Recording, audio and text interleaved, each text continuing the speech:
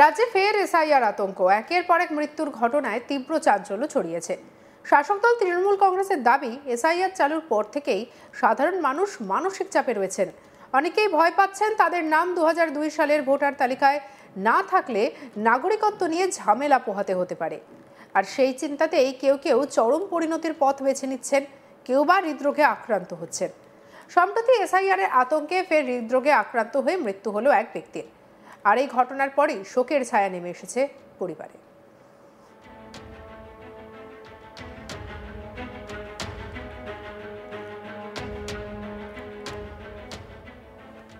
SIR আতঙ্কে রাজ্যে একের পর এক মৃত্যুর ঘটনার খবরের শিরোনামে উঠে এসেছে আগেই।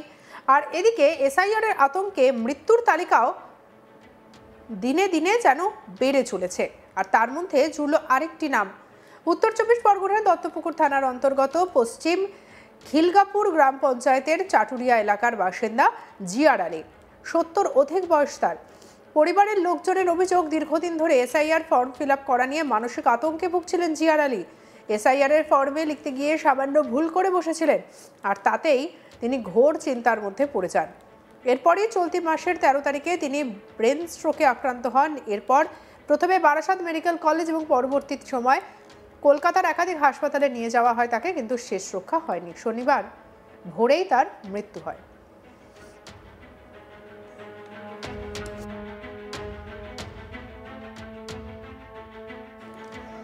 আর এই ঘটনার পরই শোকের ছায়া নেমে এসেছে পরিবারে। জিয়ার আলীর মেয়ে মাসুদা বিবি কি বলছেন শুনবো।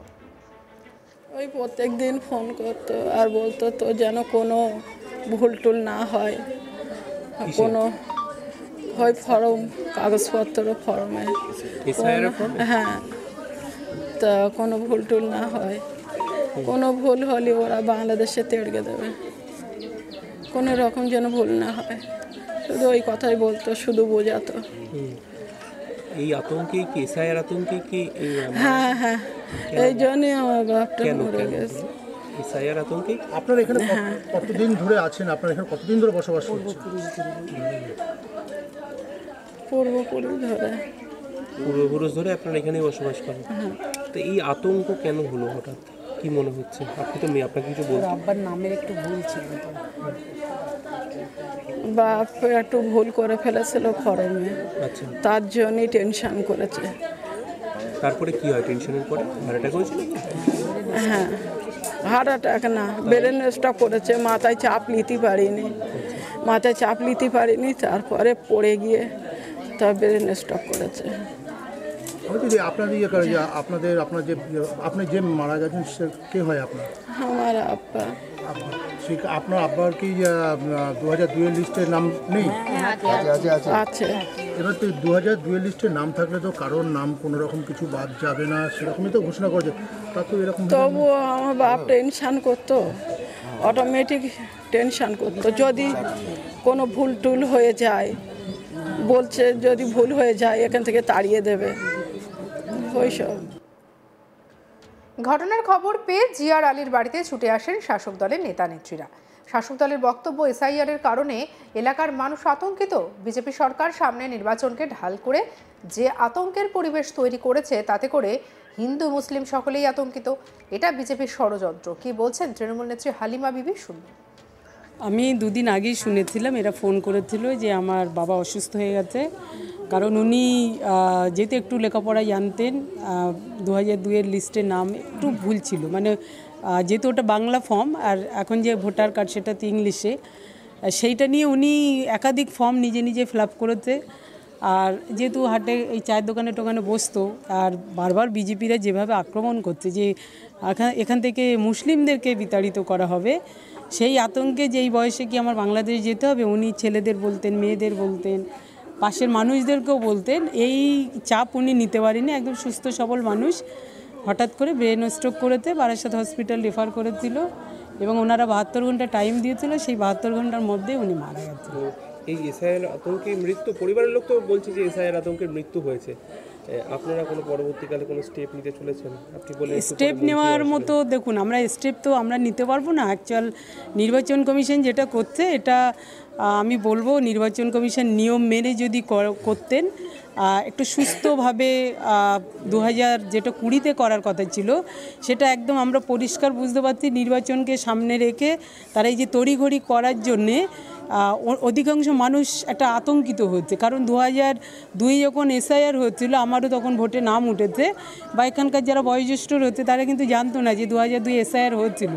তখন কিন্তু সরকার একটা নীরবে তাদের যে রুলস মেনে তারা কিন্তু SIR করেছে, বাড়ি বাড়ি গেছে, যে ছিল তার নাম 2002 ছিল, যে ছিল না তার নাম নেই। কিন্তু এখন এই বিজেপি সরকার সামনে নির্বাচনকে সামনে ঢাল করে যে আতঙ্কের পরিবেশ তৈরি করেছে, এখানে হিন্দু মুসলিম আমরা সবাই আতঙ্কিত, এবং বারবার বলা হচ্ছে রোহিঙ্গাদেরকে এখান থেকে বিতাড়িত করা হবে। আমি এইটা বলবো যে আপনাদের মাধ্যমে আমি বলতে চাইছি যে ডিসেম্বরের 9 তারিখে যে ড্রাফট লিস্ট বেরোবে সেই লিস্টে ভোটারের সংখ্যা অনুযায়ী আপনাদের কাছে আমি বলে রাখছি, ইতিমধ্যে যতজন মানুষ মারা গেছে, আতঙ্কে মারা গেছে যারা করেছে, প্লাস আরও কত মানুষ মারা যাবে, আপনাদের শুধু অপেক্ষা করতে হবে যে এই পশ্চিমবাংলায় আমাদের সবার মৃত্যু মিছিল দেখার জন্যে আমাদেরকে তাকিয়ে থাকতে হবে। কারণ এটা বিজেপির একটা ষড়যন্ত্র, নির্বাচন কমিশনকে ঢাল করে তারা এই সমস্ত করছে। রাজ্যে ফের SIR আতঙ্ক, একের পর এক মৃত্যুর ঘটনায় তীব্র চাঞ্চল্য ছড়িয়েছে। শাসক দলের তৃণমূল কংগ্রেসের দাবি যে SIR চালুর পর থেকেই মানসিকভাবে অসুস্থ হয়ে পড়েছেন এবং চাপে রয়েছেন অনেক মানুষ, আর এর ফলে বহু মানুষকে জানে শেষ হয়ে যেতে হয়েছে। আর এবার আবারও হৃদরোগে আক্রান্ত হয়ে SIR আতঙ্কে মৃত্যু হলো এক বৃদ্ধের।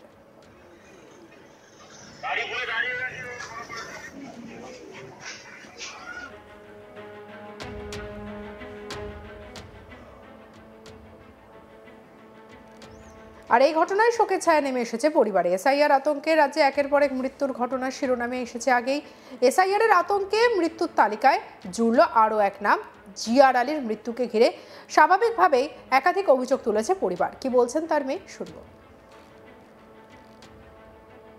ওই প্রত্যেক দিন ফোন করতো আর বলতো তো যেন কোনো ভুল টুল না হয়, কোনো হয় ফর্ম কাগজপত্র ফর্মে, হ্যাঁ, তা কোনো ভুল টুল না হয়, কোনো ভুল হলে ওরা বাংলাদেশে তেড়ে দেবে, কোনো রকম যেন ভুল না হয়, শুধু ওই কথাই বলতো, শুধু বোঝাতো।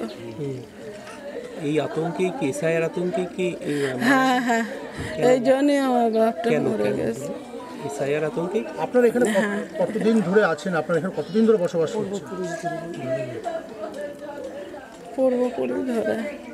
পূর্বপুরুষ ধরে আপনারা এখানেই বসবাস করেন।